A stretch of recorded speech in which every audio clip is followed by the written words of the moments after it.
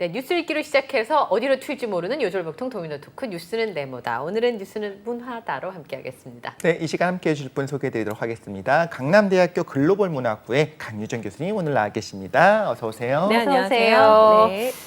뭐 매주 이 시간 한 1시간쯤 더 했으면 좋겠다 뭐 이런 생각을 물론 교수님 출연료는 좀 많이 드리고 그런 생각을 할 정도로 항상 여운이 남는데요. 사실 지난주에 저희가 다양한 작품 속에 등장하는 노인들에 대한 이야기를 좀 나눴었잖아요. 맞습니다. 네.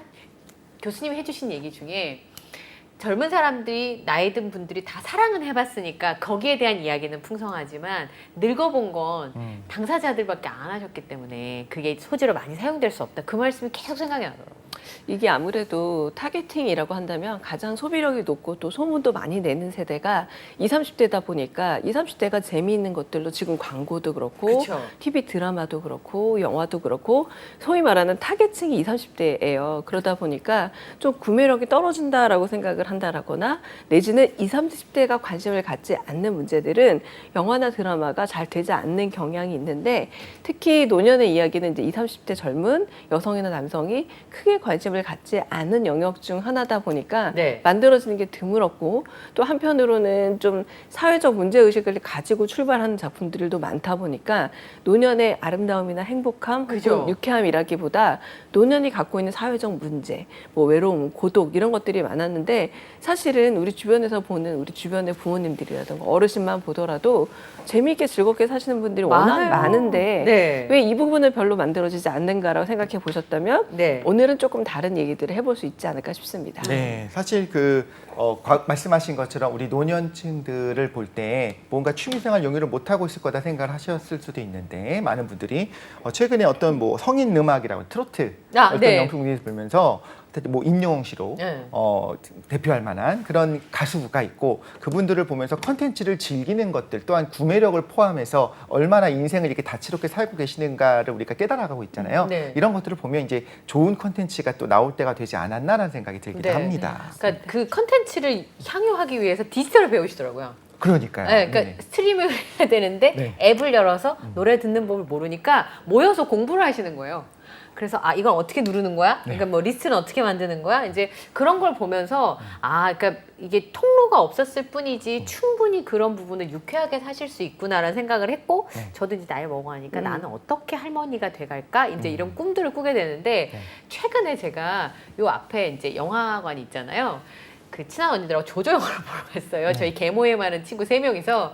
근데 제 앞에 똑같은 모자를 쓰신 할머님 3분이 앉아서 영화를 다정하게 보고 계시는 거예요. 너무 귀엽죠. 이렇게 막 차려입진 않았지만, 모자를 셋이서 다 취향이 다른 모자 3분을 쓰고, 이렇게 3분이서 쓰고 오셔서 영화를 셋이서 저희 3명이랑 앞에 3명을 같이 보고 끝나고 나가시는데 나는 나이 들면 저렇게 친구 2명 정도는 같이 영화 볼 수 있는 친구랑 그렇게 늙고 가고 싶다는 생각을 되게 많이 하게 되더라고요. 오죽하면은 사실은 나이가 들수록 여성분들은 친구분들이 많아서 그렇게 영화관도 가고 여행도 많이 다니지만 남성 3분이 영화를 보러 온다거나 이런 경우는 참 드물지 않나 싶기도 해요. 젊은 남자 3명만 영화를 보러 오면 예전에 저희 남편이 그건 이상하더라고요. 그렇게들 워낙 젊었을 그렇죠. 젊었을 때부터 그렇게 훈련을 받다 보니까 특히 나이 들어서 남자들끼리 어딘가 다닌다는 거 뭐 등산 정도 되는 모임이면 모를까 영화를 본다거나 뭐 음악회 간다거나 차를 마신다는 걸 굉장히 불편해 하시다 보니까 사실은 그렇게 어르신들이 영화를 볼 수 있는 것도 사실은 약간의 우대할 수 있는 티켓들이 조조 우대처럼 노인분들은 혹은 연령대가 어느 정도 넘어가면은 우대 티켓이 있기 때문에 정말 값싼 돈으로 그 시간을 재미있게 보낼 수 있거든요. 그러니까 아까 말씀하신 것처럼 헤어질 결심에도 어떤 장면이 나오냐면 우리 설애가 깔아줬어 라고 하면서 시리아 불러서 정훈이 안개 틀어줘 라고만 하면 계속해서 노래를 듣는 장면들이 나오는데 앞으로는 이런 디바이스와의 그런 접근성도 문제가 되지 않을까 싶습니다. 제가 얼마 전에 들었던 얘기 중에 하나가 뭐냐면 한 학생이 아이스크림 그 무인 판매점에 가가지고 폴라포 10개를 샀대요. 근데 어떤 할머니께서 계속 물끄러미 바라보시길래 오히려 하나를 빼가지고 할머니 드실래요? 라고 드렸더니 그게 아니라 내가 이거 결제를 잘 못하겠다. 그래서 그걸 결제를 좀 해달라고 해서 오히려 되려 10개 아이스크림 사는데 하나를 얻어먹었다 그러더라고요. 그 결제를 대신해주고 그러면서 이런 결제 시스템이 점점 어려워지면서 오히려 과거에는 그냥 나가서 아이스크림 사 맞아요. 먹으면 되셨는데 그게 더 어려워졌고 또 하나 얘기는 어느 역에 도착해서 새벽에 누군가 이제 코를 부르잖아요. 요즘에는 네. 택시를 타서 다 흩어지는데 노인분 부부 두 분만 택시를 못 잡고 계시더래요. 그러니까 부르는 게 안 돼요. 요즘에 이제 기사분들도 콜을 받고 오시다 보니까 굳이 예전처럼 왜 예전엔 역이나 터미널 앞에 굉장히 장사진을 맞아요. 이루고 택시들이 있었는데 그랬다더란 얘기를 보면은 이제 이런 접근성들 같은 경우는 오히려 충분히 조금씩 배울 수 있는 여력을 만들어주고 20, 30대도 조금 더 도움을 주면 이게 좀 해결이 될 텐데 지금 좀 과도기가 아닌가 맞아요. 그런 생각이 듭니다. 네. 진짜 공감합니다. 키오스크는 저도 좀 요즘 사용이 힘든 게 인터페이스가 다 다르다 보니까 맞아요. 빠르게 스캔을 해야 되잖아요. 그리고 가끔 좀 문제의식을 느낀 게 왜 그냥 한글로 써야 되는 걸 다 영어로 써놓으니까 홍대 앞에 가면 메뉴판도 영어로 된 맞아요. 메뉴 다 그렇게 돼 있죠. 네. 이건 뭐 어떡하라는 건가 싶은 생각이 들기도 합니다. 근데 그런 부분도 오늘 같이 좀 다뤄볼 수 있을 것 네네네. 같고요. 지난주에 썼던 주제를 간단하게 한번 정리를 해볼까요? 아, 그럴까요? 네네. 그러니까 지난주에 이제 그 노인을 다루고 있는 영화 속의 모습을 보면 뭐 질병이라든지 뭐 네. 주로 이제 치매나 늙음에 관한 거 그리고 저는 인턴이 참 마음에 들었었던 네. 게 그의 지혜와 연륜이 젊은 세대들과 함께 갈 수 있다는 측면도 있었고요. 네. 그리고 마지막에 윤여정 선생님 얘기하신 거 저 기억이 났었어요. 윤여정 선생님이 거기서 죽여주는 여자에서 가지고 있는 여러 가지 마지막에 남겨져 있는 고독한 사람들에 대해서 함께 있어줄 누군가를 얘기한 것이 저는 기억에 남았는데 이 소외라는 키워드도 얘기를 했었는데요. 네. 제가 아까 키오스크 얘기하면서 여기서도 노인분들이 약간의 뭐 계급은 아닌데요. 구분이 좀 되더라고요. 그러니까 자녀들이 관계가 좋고 네. 자주 만나는 언니들은 나이 많은 언니들은 네. 손을 빌릴 수 있어요. 그 독실에도 전화해서 티켓 끊어달라고 해. 또 맞아요. 되고 네. 독실이 불러서 어디 가자 그래. 되거든요. 맞아요. 그러면 아까 말씀하신 것처럼 차도 부를 수 있고 티켓도 끊어드릴 수 있고 맞아요. 그리고 심지어는 이 착한 아들이 있으면 설명도 할 수 있어요. 엄마 자 1번부터 이렇게. 맞아요. 아니면 더 착한 아들은 그림도 그려줘요. 엄마 1번부터 그쵸. 이렇게.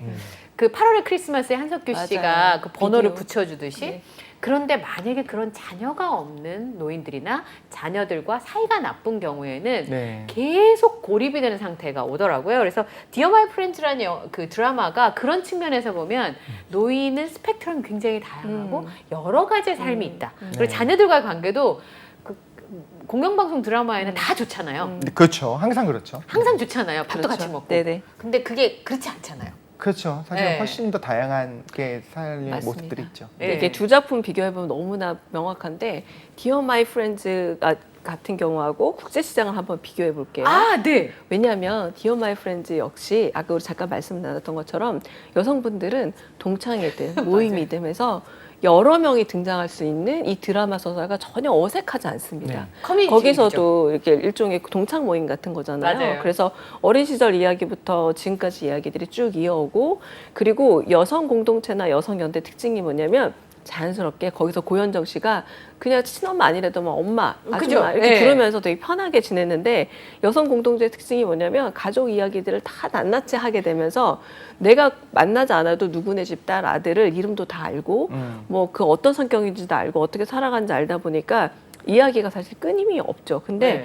국제시장 같은 경우 딱 보면은 아버지 한 명의 서사로 좀 요약이 됩니다. 네. 그리고 그렇죠. 아버지 한 명이 어떤 일을 했는가가 그 사람 인생이 너무 중요한 성적표가 돼버리는 거예요. 과거에 이룬 것들. 네. 그렇죠. 거친 그러다 것들. 보니까 이게 네. 대부분의 아무리 비슷한 연령대라도 대개의 남성 서사들은 누군가에 어울려서 친구, 우정 이런 얘기도 좀 드물게 되고 어떤 캐릭터다, 어떤 걸 이룬 사람이고 그러다 보니까 좀 괴팍해졌다 내지는 뭐 온화해졌다 이렇게 네. 얘기가 되고 여성 서사들은 복닥복닥한 그래서 우리가 만나서 남편 욕도 많이 하고 네. 딸 욕도 하고 맞아요. 이러다 보니까 이 드라마 디어 마이 프렌즈를 보면은 이들의 삶에 대한 어떤 훈장도 되지만 그들이 겪어왔던 남편과의 갈등, 자식과의 갈등 하지만 남편에게 얻었던 것, 자식과 얻었던 것들이 쭉 나열이 되면 한 사람 인생이 좀 입체적으로 펼쳐지게 맞아요. 되거든요. 근데 국제시장도 한편 좀 비난을 받았던 게 한쪽 얘기만 너무 많은 거 아니냐.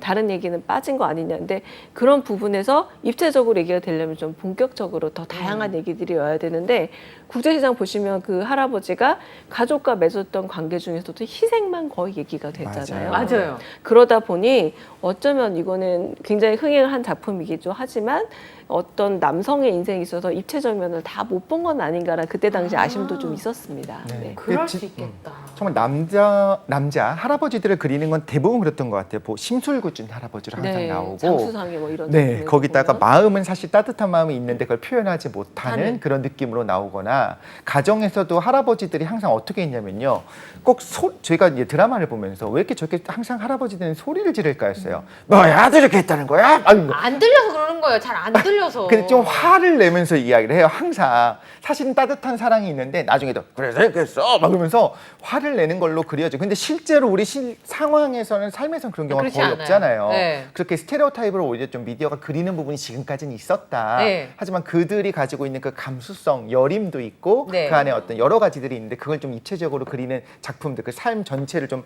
입체적으로 그려내는 게 나왔으면 좋겠다. 저도 굉장히 공감을 했어요. 그래서 제가 제일 그 약간 충격적이었으면 신선했던 캐릭터 야동순재였어요. 네, 맞아요. 그렇죠. 네네. 뭐 욕망도 있고 네. 그리고 그 욕망 때문에 근데 거기서 또 이렇게 불편하게 그려진다거나 너무 사회적 문제로 심각하게 그려진 게 아니라 근데 그 하이킥이란 드라마에서도 사실은 가족이 주 무대였기 때문에 가능하지 않았나라는 생각이 듭니다. 만약에 그분의 인생을 혼자 똑 떼어서 그려내게 되면은 그 부분은 다뤄도 되지 않는 영역, 사소한 영역으로 빠졌을 텐데 가족 시트콤이다 보니까 네. 사소한 게 재밌는 거거든요. 사실 가족 간에 웃을 일이라는 것도 뭐 누가 대학을 입학하고 네. 결혼하고 이런 큰 대사가 아니라 소사들, 밥 먹다 누가 밥 흘린 얘기, 밥하다 그쵸. 뭐 밥 태운 얘기, 뭐 네. 이런 얘기들, 엄마가 없었을 때 짜장면 시켜 먹었다 뭐 어떻게 이런 얘기들 소사가 네. 재밌는 건데 그런 점에서 한국의 그런 남성 서사가 역시 아직은 소사에는 맞아요. 좀 약한 것이 아닌가. 그런데 저는 국제시장의 마지막 야망을 본 건 사실 마지막 장면이었어요. 뭐였냐면 할아버지가 된 이 덕사 할아버지가 과거에 돌아가신 아버지에게 네. 나 인생 이 정도면 잘 살지 살지 않았냐라고 얘기하면서 카메라가 넘어가는데 그 옆에 거실에 온 가족이 사돈의 팔촌까지 다 모여서 거의 한 20명이 잔치를 하고 있어요. 근데 우리 얘기했던 것처럼 노인들이 가장 노년의 세계에서 가장 두려워하는 게 소외, 고독인데 그 최후가 가족으로부터 소외거든요. 가족조차도 나와 멀리하게 됐대. 근데 이 드라마의 가장 끝에 그 사람의 인생을 잘 밟아오면서 성공기를 보여줬지만 그런 노인들조차도 마지막에 가장 원하는 결론은 뭐냐? 온 가족이 모여서 같이 노래 부르고 밥 먹고 이 장면이 바로 가장 우리나라에서는 노후의 포상으로 원하는 장면이 아닐까라는 생각이 들기도 맞아요. 했습니다. 네. 세계 공통인가 봐요. 저 지금 말씀하시는 거 들을 때 딱 생각났던 게 그 라이언 일병 구하기의 네. 맞아요. 장면에서도 가족들 손자 손녀 다 데리고 와갖고 잘 살았다고 말을 해줘라고 이야기하는 거 보면서 아 이게 진짜 행복이구나라는 사실을 다시 한번 좀 느껴봅니다. 네. 그 제 친한 친구가 저한테 그렇게 얘기하더라고. 성공한 남자의 가장 큰 훈장은 네. 아들이 아빠처럼 살고 싶다고 얘기해 줄 때. 어, 그렇게 얘기하더라고요. 그러니까 그거는 누군가의 인정이 아니라 나의 가장 맞아요. 가까운 사람한테 네. 내가 열심히 살았던 삶에 대해서 아빠 정말 감사해요라고 하는 얘기를 듣고 싶다. 그게 아마 마지막 소망이 아니었을까 싶은데 이건 어떨까요? 따님이 전 아빠 같은 사람 안 만날 거예요. 제가 맨날 하는 얘기를 아빠처럼 무뚝뚝하고 뭐 이랬는데 나중에는 가장 유사한 사람과 결혼을 살고 있다는 네 그랬다는 얘기입니다. 예. 네, 네. 자 그러면 제가 아까 요즘에 들어서 느끼는 게 뭐냐면 나이가 든다고 해도 꿈이 늙는 건 아니더라고요. 맞아요. 네, 게다가 요즘에 100세 시대라는 얘기가 실제가 되면서 처음에 우리 그랬죠. 100세 시대면 되게 좋겠다. 네, 왜냐하면 오래 사는 거니까. 뭔가 오래 사는 거니까. 근데 지금 많은 분들은 100세 시대를 오히려 두려워하죠. 저주라고 그러면 생각하시는 분도 있어요. 65세, 60세 정년하고 나서 30년, 45년, 누구는 이제 길게 따지자면 거의 더 사신다면 50년 가까이 사신다면 그 시간을 어떻게 살 것인가 그렇죠.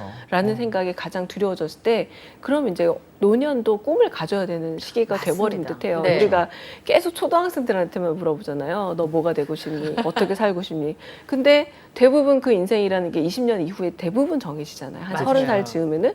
그럼 그렇게 살고 나서 50년이 남았으면 우리가 10대한테 물어봤던 인생만큼이나 남은 거거든요. 네. 훨씬 더. 그러니까 그런 남죠. 질문을 스스로 던지기도 해야 되고 계획도 세워야 된다라고 지금 많이들 얘기하고 있지만 영화에서 몇몇 모습을 좀 보여준 좀 인상 깊은 것들이 있습니다. 저는 가장 인상 깊은 영화 중 하나가 바로 업이라는 네. 애니메이션인데요.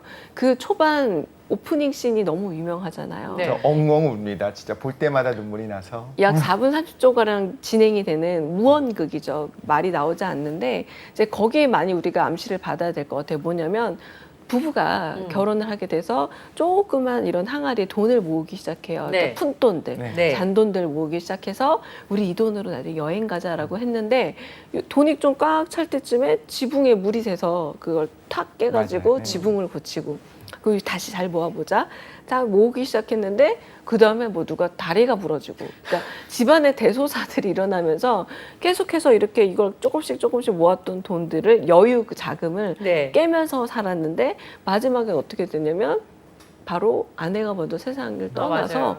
이 돈을 모아봤자 쓸데가 없어진 상황이 되고 그 사이에 이 할아버지는 소위 말하는 괴팍한 동네 할아버지가 되어버려서 한 번만 더 해볼래 아까 거?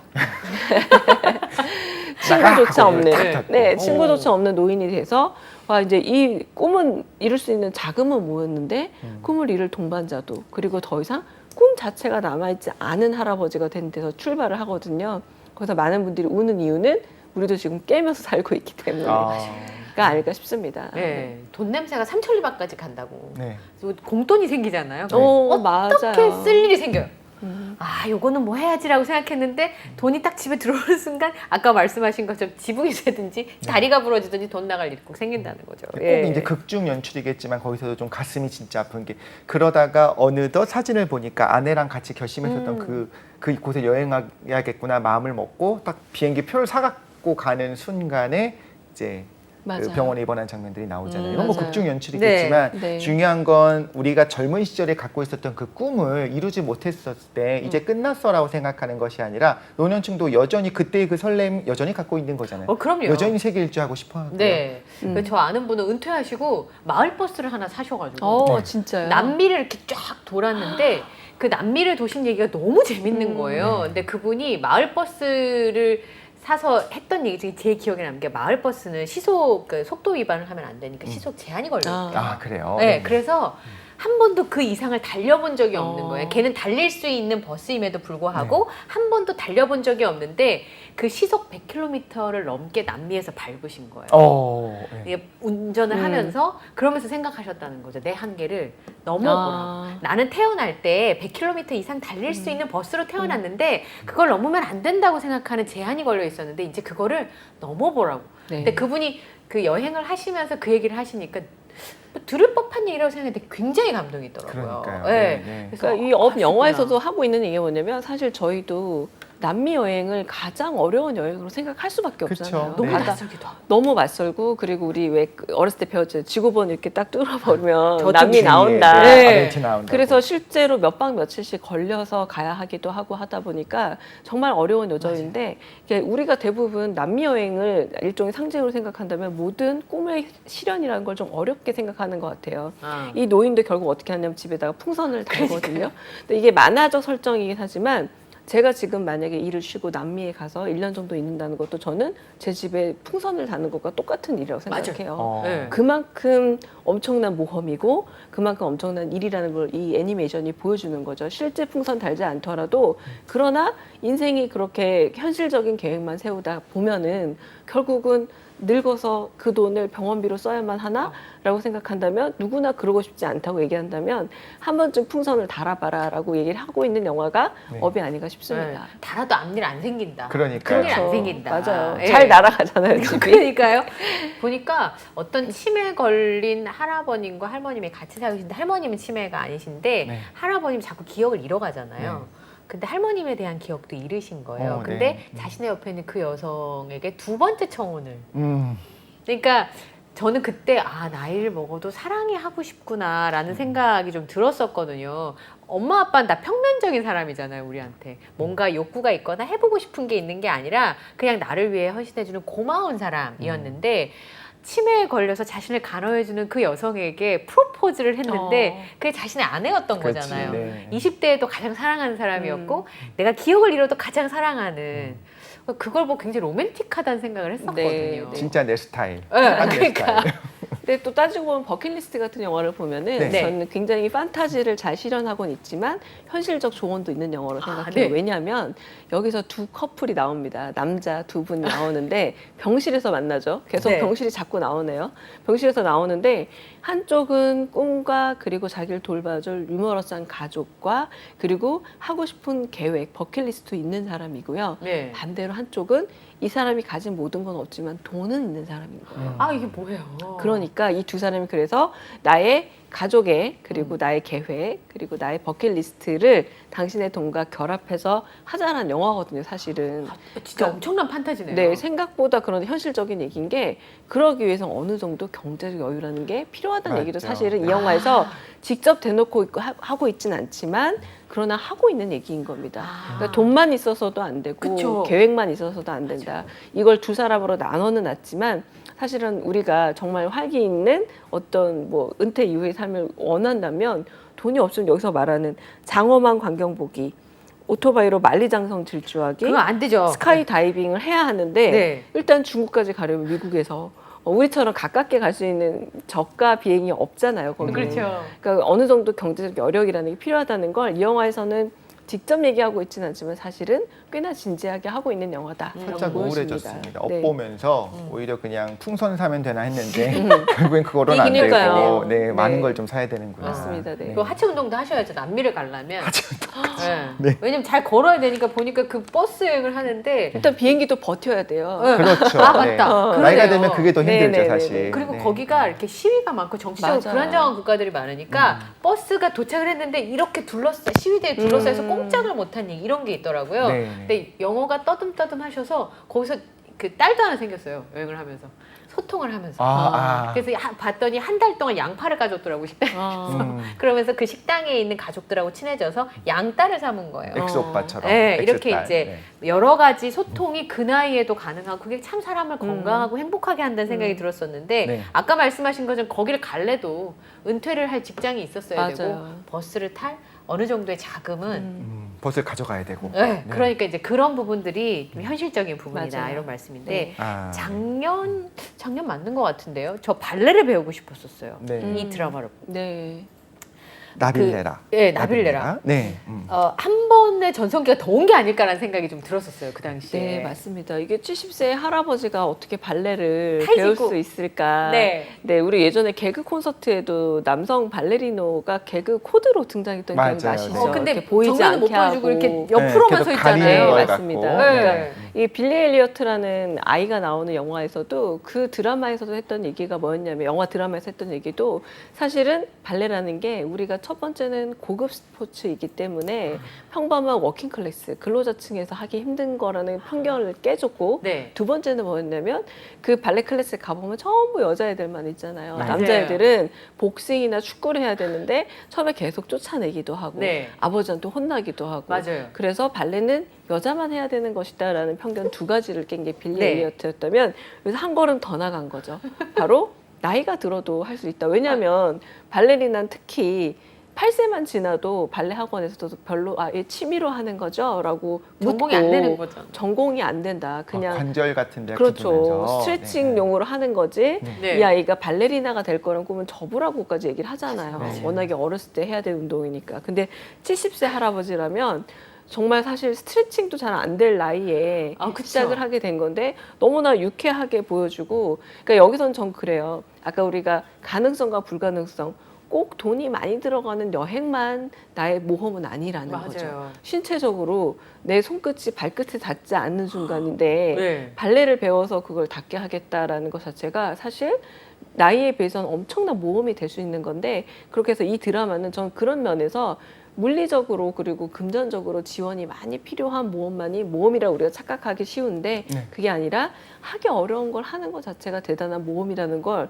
좀 깨닫게 해주는 게 아닌가 싶어요. 자녀들이 막 극렬 반대하잖아요. 아빠가 맞습니다. 발레를 한다고 하니까 제 생각에 하실 수도 있지 않나라고 생각했는데 이제 남사스럽다는 이유인 그쵸, 거잖아요. 민망하다. 민망하다라는 네. 거잖아요. 네. 그러니까 나중에 아내가 그래도 이 부부가 동지는 동지가 같아. 나중에 아내가 아빠가 하고 싶은 거를 하게 해주라고. 그치. 근데 저는 이 드라마 끝에 막 박인환 선생님이 되게 멋있게 공연을 하면서 끝날 줄 알았는데 치매를 겪으면서 현실적인 문제들이 다 나오잖아요. 네, 네. 그러니까 그런 게 되게 인상 깊었던 것 같아요. 그러니까요. 그러니까 누구든 왜 그 시의 윤정희 씨도 갑자기 시를 쓰고 싶어서 네. 시 문화센터에 등록을 한다던가, 그러니까 하고 싶은 일을 한다라는 것 자체에서 꼭 이렇게 많은 돈이 들고 많은 시간과 노력이 드는 건 아니지 않을까 생각이 들고, 저는 이 드라마가 정말 더 의미 있었던 드라마가 됐던 것도 그런 부분이 아닐까 생각이 들어요. 그래서 결국은 얼마나 멋진 발레리나가 네. 됐네. 우리는 자꾸 투자와 그리고 거기에 대한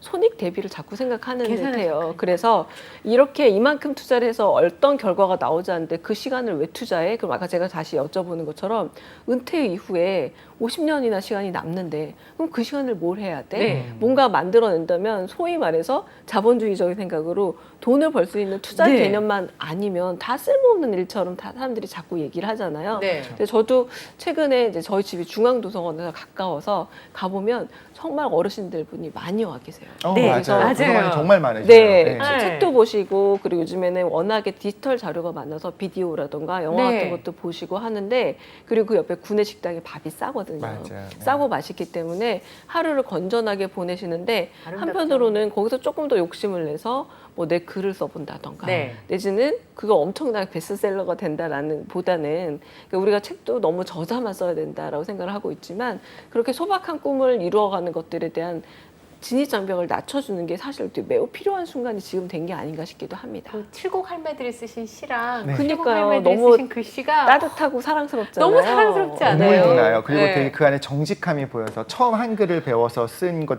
또 글씨도 예쁘신데 맞아요. 왜냐하면 또박또박 쓰니까 맞아요. 그 최선을 내용을 다해서. 보면 진짜 담담하게 쓰는데 그 보면 좀 울컥하게 되죠 우리가. 네. 맞아요. 네. 그게 바로 그 연륜이 주는 지혜인 것 같아요. 그러니까 뭐를 아무것도 못할 때 배우는 즐거움도 있지만 내가 뭔가를 아는데 거기다 하나를 더 배우는 그런 아름다움이 이 세대에 있지 않나 그런 생각이 좀 들기도 하더라고요. 네. 근데 최근에 보니까 최근에는 중년이 원톱인 드라마도 있고 뭐 안나나 오수재인가처럼 오수재처럼 여성 원톱인 드라마도 네. 드디어 이제 많이 많죠. 생기기 시작하잖아요. 네.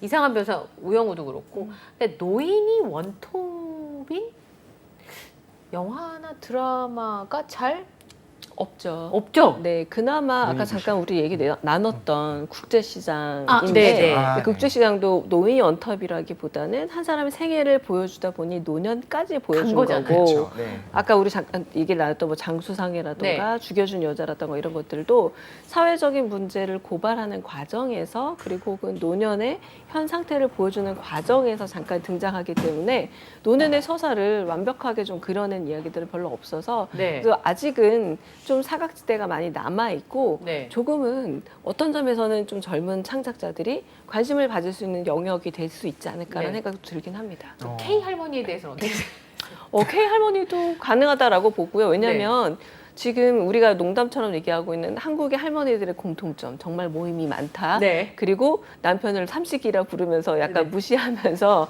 권력을 오히려 쟁취했잖아요. 쟁취를 한다. 그리고 뭐 여행이라던가 소소한 일들도 많고, 사실 노래교실 그리고 문화센터 이런 것들이 할머니들 없으면 좀 공간이 잘 유지가 안 될 정도이잖아요. 네. 근데 이런 것들을 우리가 알고는 있지만 컨텐츠를 통해서 보는 경험은 사실 잘 없습니다. 네. 그런 캐릭터들을. 그래서 잘 보면 우리가 잘 알고 있는 캐릭터들이, 오징어 게임의 그 황동혁 감독도 말했잖아요. 저는 굉장히 한국적인 문제로 생각해서 만들었는데 세계인들이 공감을 하네요. 네. 라고 한다면 헬프라는 드라마에서 나왔던, 영화에서 나왔던 흑인 가사 도우미들의 얘기들처럼 우리 할머니들의 K 할머니 얘기들을 충분히 잘 만든다면 저는 재미있는 컨텐츠도 나올 수 있지 않을까 싶습니다. 유튜브 창시장가 와가지고 박막내 할머니 맞아요. 보고 자기 맞아요. 가장 좋아하는 그랜드마라고 얘기했었잖아요. 그러니까 네. 밀라노나도 보면 우리나라에서 처음 밀라노에서 공부한 어쨌든 그 패션과 관련된 맞아요. MD잖아요. 근데 너무 멋있어요. 맞아요. 네. 그 할머니 밀라노나의 브이로그를 보면 일상이 얼마나 정갈하며 자신의 그 그 여전히 가꾸는 모습이 정말 멋있더라고요. 전 K 할머니 경쟁력 있다고 생각하는데. 네. 근데 있습니다. 거기에 서사를 입히면 훨씬 더 파급력이 높아지게 되니까 네. 이제 그런 서사를 한번 생각해 볼 수 있지 않을까 싶습니다. 그러니까요. 그렇게 좀 대단한 분도 좋고 저는 약간 생각하는 게 지금 퍼뜩 떠오른 거는 우리가 노인분들을 원톱으로 하는 드라마를 생각하게 되면 당연히 과거에 어떤 일을 해왔었다 해서 과거에 조명하고 네. 그래서 주인공은 할아버지 할머니지만 사실은 과거의 모습들이 나오게 맞아요. 그리잖아요. 사실 뭐 은교 같은 경우에는 물론 할아버지지만 젊을 때 모습이 나오기도 하고 맞아요. 젊음으로 네. 예, 자기 어떤 네. 어쨌든 간에 젊음을 생각하는 모습들이 나오잖아요. 근데 외국의 드라마들을 보면 좀 그런 게 있는 것 같아요. 부부가 평생을 같이 살았던 친구인데 남자 두 분이 이제 커밍아웃을 한 거야. 그래서 어느 날 갑자기 이 두 분이 이제 커플이 게이 커플이 되고 네. 그럼 이 남은 두 분의 이제 여자분들이 또 친구니까 이러면서 일어나는 그건 뭐냐면 과거의 일을 보여주는 것이 아니라 지금부터 일어나는 현재의 일들을 재미있게 풀어내잖아요. 맞아요. 그런 걸 보면 우리나라도 이제 K 컨텐츠가 워낙에 또 기가 막히게 잘 쓰잖아요. 맞아요. 재미있게. 맞아요. 그래서 노인분들의 삶을 보여주는 시트콤이 하나 나왔으면 좋겠다. 너무 과거에 집착하지 말고 얼마나 재미있게 맞아요. 이분들이 살 수 있는가를 네. 보여주는 그런 게 올드 있으면 미스 다이어리의 할머니 세 분을 그때 굉장히 떴잖아요. 할머니 세 분이. 대단했잖아요. 그러니까 그런 세 분의 이야기를 좀 더 확장을 한다면 네. 저는 충분히 가능한 이야기라고 생각이 들고 오히려 지금 우리 말씀 나누다 보니까 90년대, 2000년대 초반에도 그게 시트콤이니 가족 드라마들이 하면서 이렇게 노인 서사가 건강하고 밝게 들어와 있었는데 있었죠. 네. 최근에 오히려 더 보기 힘들어진 게 아닌가라는 생각도 듭니다. 네, 어쩌면 우리 상상력이 자꾸 빈약해지는 걸 수도 있어요. 맞아요. 네. 예. 근데 제가 옆에서 보면 그 노인분들이 새로운 무언가를 배우면서 굉장히 이제 지혜가 있잖아요. 일머리가 있잖아요. 내가 네. 한번 해봤으니까. 그러니까 뭘 배우는데도 굉장히 빠르고 심지어는 제가 아는 교수님은 4개국어를 하셨어요. 환갑이 지나고부터 공부하셔가지고. 네. 그냥 그분 천재신 거죠. 아, 죄송해요. 네. 어쨌든 이런 부분들이 좀 많이 그려지면 좋겠다라는 생각이 좀 들기는 하는데요. 네. 그런데 좀 어두운 것도 있는 것 같아요. 일본 영화의 경우에는 늙은 부모님을 산에다 내다 버리는 네, 이런 모습들. 예. 그렇죠. 나라야마 부시코 같은 작품들인데, 근데 그게 노벨상도 받았고요. 워낙에 문학 작품으로도 네. 그리고 영화로도 굉장히 중요한 상들을 많이 받았던 작품인데, 그 영화에서는 그때는 전쟁을 1, 2차 대전 겪고 나서 베이비 붐이 굉장히 아주 네. 격렬하던 시대였는데 그 시대는 그랬던 듯합니다. 이를테면 나이 든 어른들, 노인들이 우리한테 준 거는 전쟁과 배고픔밖에 없다면 오히려 이제 우리가 젊은 세대들이 그 노인 세대들을 치워가면서 새로운 세계를 만들어야겠다. 그러니까 저는 베이비 붐은 늘 그렇다고 생각해요.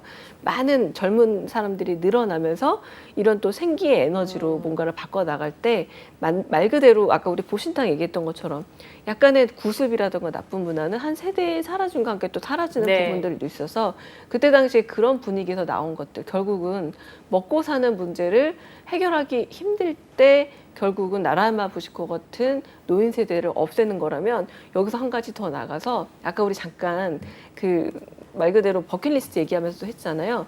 어느 정도의 재정적 지원, 그러니까 복지 정책 없이 노인의 삶과 꿈을 이루라고 말하는 건 사실은 허구다. 그렇죠. 나라야마 부시코도 그런 점에서 그때 신화로밖에 할 수 없었던 네. 복지가 필요했던 순간에 대한 이야기 아닐까 싶습니다. 네, 진짜 오늘 생각할 게 정말 많았던 맞아요. 시간이었고 또한 우리 주변의 지혜로운 어르신들을 생각해 볼 수 있는, 돌아볼 수 있는 시간이었던 것 같습니다. 지금까지 뉴스는 문화다 강남대 강혜정 교수님과 함께했습니다. 오늘 나와주셔서 감사합니다. 감사합니다. 고맙습니다.